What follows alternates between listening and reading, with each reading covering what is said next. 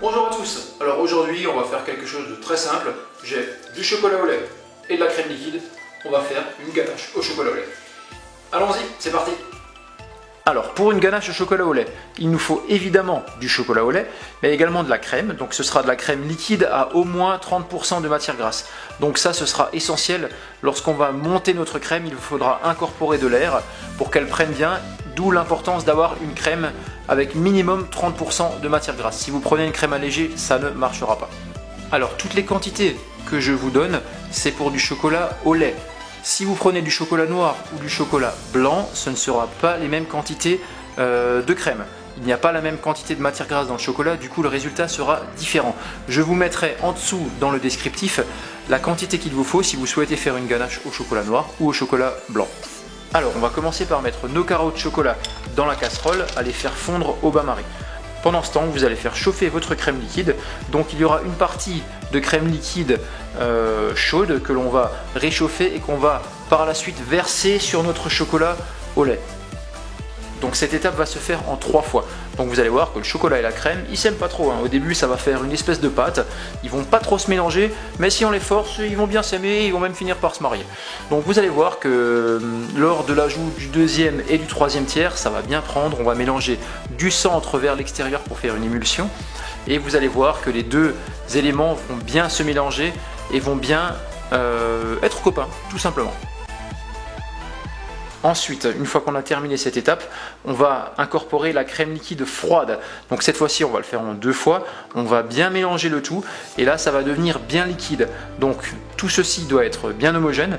Et puis, on va tout simplement terminer par le mettre au réfrigérateur. Préalablement, on va filmer au contact et on va mettre cette préparation au réfrigérateur pendant au moins 4 heures pour qu'elle soit bien froide. L'idéal étant de la laisser toute la nuit. Alors notre ganache a donc passé une nuit complète au réfrigérateur, nous allons donc la monter, donc c'est important qu'elle soit bien froide, d'où le fait qu'elle reste plusieurs heures au frais. Vous pouvez même, ce que j'ai fait, ajouter directement au congélateur pendant 15-20 minutes le fouet de votre robot pour qu'il soit bien froid.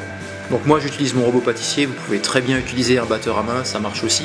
On va donc mettre la ganache dans le cul de poule du robot et on va commencer à la monter d'abord à petite vitesse et toutes les minutes ajouter, augmenter la vitesse. Alors il ne faut pas aller au max, monter jusqu'à 2 tiers de la capacité de votre robot. Donc moi je suis monté jusqu'à la vitesse 5. Il faudra bien surveiller pour ne pas que la ganache tranche, parce que sinon c'est foutu, vous pouvez recommencer. Voilà, donc là elle est bien ferme, elle a la bonne consistance. On est vraiment top pour faire des layer cakes, des cupcakes, des macarons. Donc moi c'est en l'occurrence ce que je vais faire. Je vais garnir mes macarons avec ma ganache chocolat et je vais me lécher les babines.